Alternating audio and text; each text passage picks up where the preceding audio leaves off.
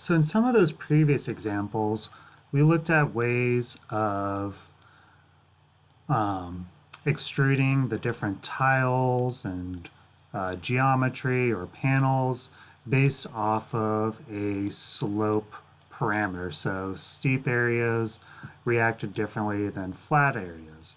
There's obviously a lot of different types of parameters that we can use beyond just that. And for this example, where instead of looking at extrusions, we're going to look at how do we start to create these depressions or these erosion patterns. And in this case, usually when we associate this kind of subtractive process of removing volume or geometry, in the case of erosion, we usually associate that with drainage or rivers or some type of hydrological system that starts to kind of make that effect. So we can mimic that idea by using this interpolate on curve tool. Again, you'll see it if you go over here and select it that way. And it asks for you to select a surface, and we're just going to kind of create our own kind of arbitrary hypothetical drainage line and give it some interesting kind of pattern or movement on our surface. We can draw multiple to kind of, again, have different effects on our surface. So maybe this one has kind of this interesting meandering quality to it. It's kind of following some of those ridge lines to some degree. So I'm going to use these curves to help generate a proximity parameter to affect these erosion conditions. So again, I'm sticking with the lunchbox tool to create a paneled system, in this case the diamonds and triangles. I've also got it so I can just see what the curves look like. Let's go ahead and hide our surface now. So I can reference these two drainage curves, so set multiple curves. So when dealing with proximity, Grasshopper doesn't like to combine or measure the distance between actual objects like curves and surfaces, because it doesn't really understand where on that curve am I measuring from. So in order for it to work, we want to assign points to each one of these. So we want to make sure our tiles get a point and our curves get some points. So again, I'm going to stick with area, drag that into there. So now I've got a point associated with each one of those cells. Then with these curves, I'm going to divide them into a series of points as well. And let's just start off with something like 15. The density will affect it. If it gets really dense, you'll see less of an impact, but if you have less, it'll have a little more significance. So this is what we really want to measure, are the points of our drainage line with the points of our cells. And so in order to do that, I can go to vector, closest point. So it's asking for the points, that's these. And then our cloud of points, which is here. We want to make sure that this gets flattened so it's not a dash line. If you can actually do it here, just so you can see it a little bit better. And again, I'm going to show you this just as kind of a visual cue as to how this is working. I'm going to draw a line between these points and this component. And we'll turn this off so you can see it a little bit better. So basically what it's doing is finding the closest points of our cells with our drainage line. And if I change the density, it starts to affect that. Like I said, eventually it doesn't really function that well, and then if you keep it really vague, then you'll lose some of the resolution of the drainage lines. So it's kind of good to keep it in this kind of middle range. We don't really need this geometry that we drew, but it's, again, just kind of helps you understand how it's working. because I have these two drainage lines, we can see that it also starts to understand how to separate them. So I can see that there's this clear kind of delineation between which points are closest to this curve versus which points are closest to that curve. And that's what we're going to use to manage our transformations. I'll turn this off, turn this off. And a lot of this is going to come out of this component. So I'm going to use Control G to kind of highlight it so I know that this is the data that's going to affect my transformations. And I'm going to use the distance component or output to make these transformations. So again, in this case, maybe we start to scale these cells. When I'm using scale factors, I usually like to stick within a range of 0 to 1. So 1 means it's not going to scale, 0 means it'll scale to nothing. So you'll see that these values are much higher than that. So I need to remap it. So I'm going to go to Math, Remap, look at all those values, find the bounds of those values to the highest point and the lowest point, so 0.3 and 29. And then I can still use the target domain to kind of control my other things. So I really don't have to mess with that. And now I'm going to use my favorite piece here, my graph mapper. Choose it to be a Bezier. And this is what's going to affect my scale factor. Let's see what happens if I just kind of keep it to this default setting. I'm going to go ahead and scale. So this is the geometry. It needs the center points, so that way they scale from that part. And now it needs a scale factor. And you'll see that it turns red again because some of these scale to 0. So if it's scaling to 0, then it's going to virtually disappear. Then those ones are going to stay that size. And so we can already start to see that the tiles that are really close really shrink versus the ones that are farther away get bigger. And we can adjust that kind of variation so it's not completely linear to have a little more kind of variation.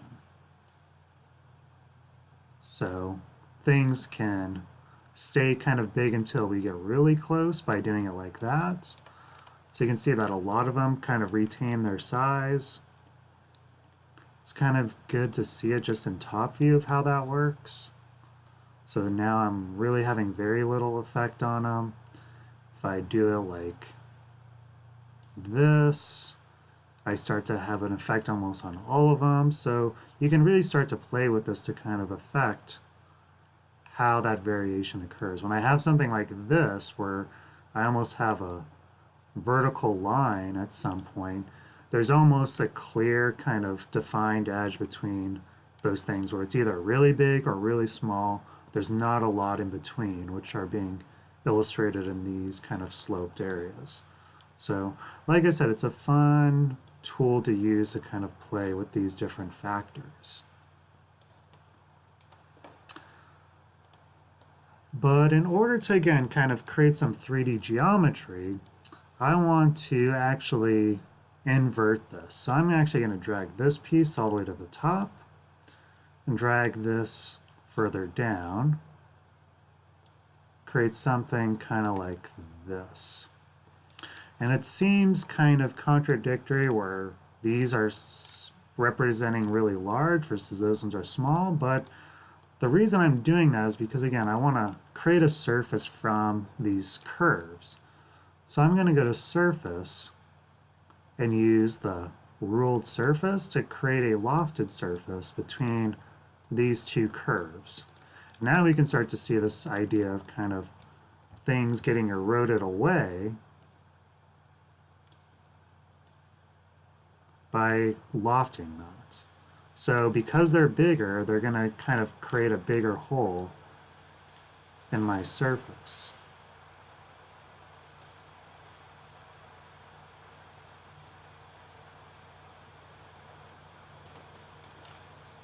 So you can really have, again, some fun with this to get the outcome you're looking for.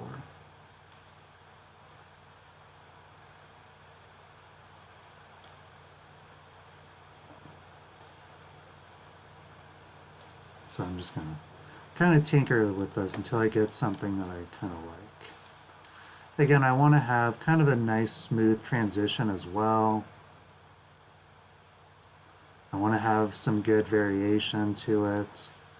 If I don't want things to kind of stay within that routine, that kind of original size, I can always mess with this. But I kind of like the idea that it's all the way to the top in some areas where it's almost kind of creating an interesting wireframe of this, right? So if I kind of create it like that, then a lot of these kind of get hollowed out.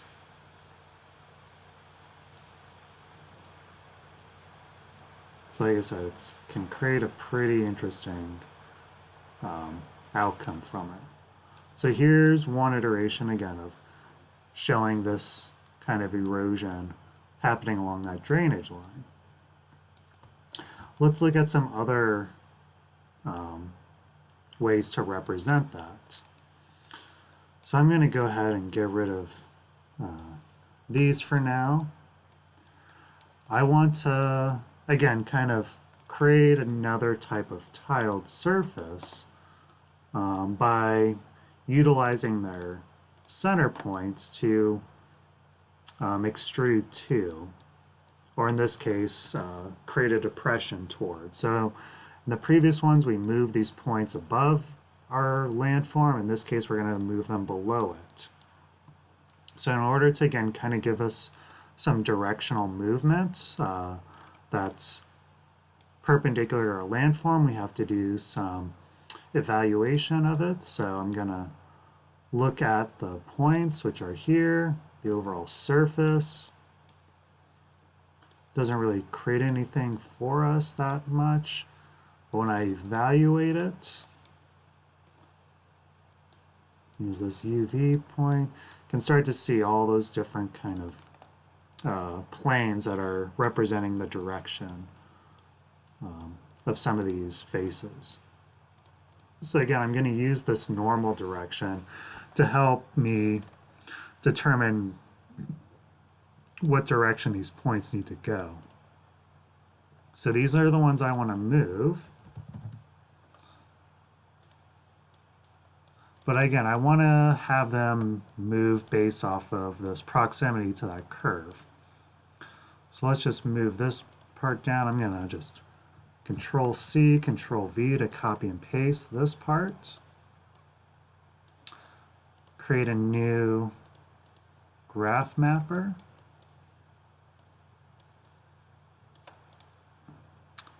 And again, since I want them to go in the negative direction, I can start off by saying instead of it being 0 to 1 as my output range, I'm going to do -1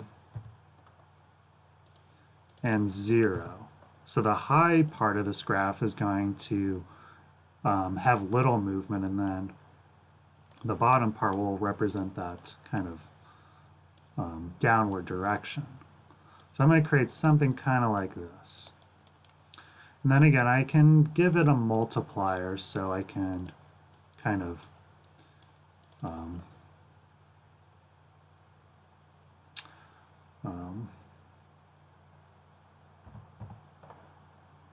exaggerate some of these values. So in order to move those, I want to use the amplitude to use this direction, this value, and now you'll see that they start to move below. Like I said, I want things that are really far away to almost stay where they are, so I'm going to kind of do something really dramatic like that. Maybe it's even like a 1, so it's not a lot of movement, but it'll still have some significant kind of variation to it. Okay.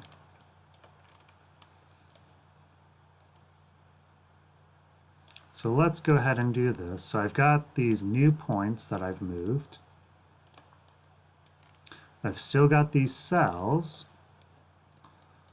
So what I'm going to do is create a surface using both of those. So I can do an extrude point. So again, I've got the curves. I've got the point. This will give me these kind of, again, almost diamond depressions, which could look interesting, right? So let's just go ahead and bake that to see what it looks like.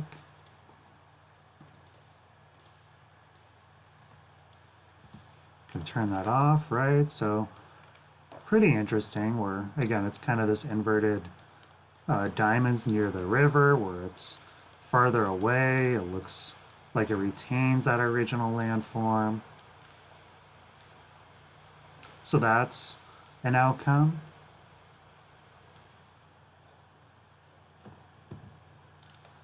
Oops, I think I deleted the drainage lines as well. So let's just select our curves and just hide them so I don't have to worry about deleting them.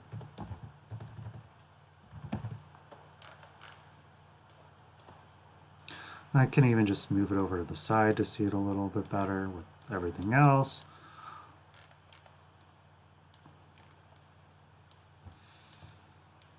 I can also start to affect the scale as well. So again, I've got a movement.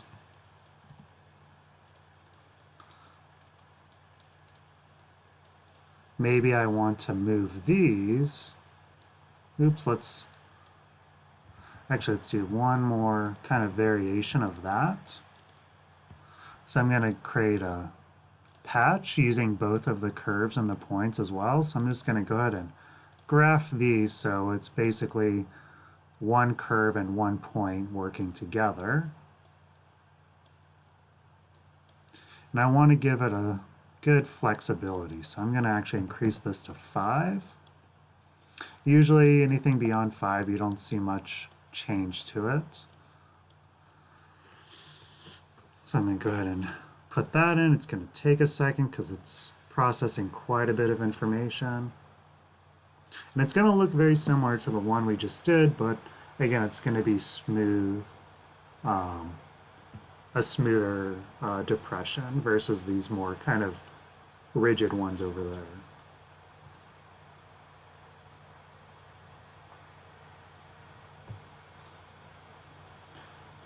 Okay, so let's just... Perfect. Okay, so that one works. Again, I'm going to bake this, turn all of this off.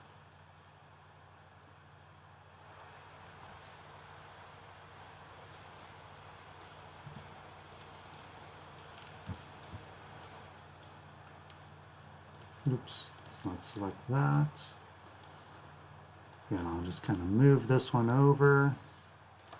So you can see it's very similar, except instead of those kind of sharp points, it's a little more kind of these interesting little kind of depressions.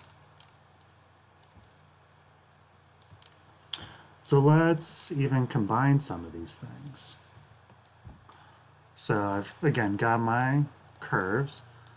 Let's use the same idea as before where I scale these. So I'm going to do scale.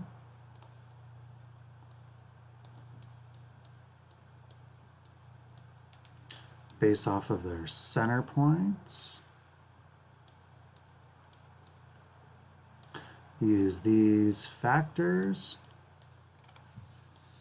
Instead of them staying big, I'm going to just kind of flip these. And kind of create a very similar example of that, or you can kind of do it a little bit different.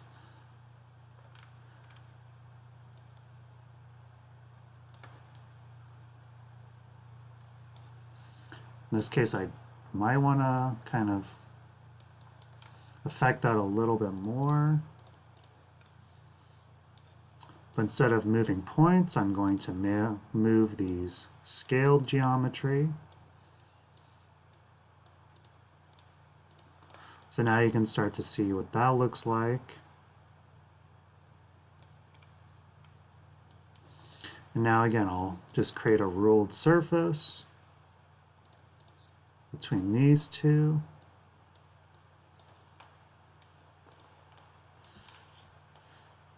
So I mean, this is kind of interesting just looking at it this way. So let's again bake it.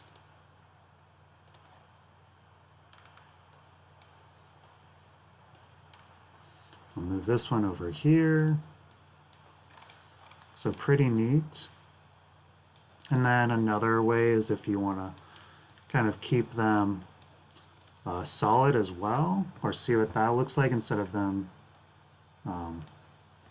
reading as like that, I can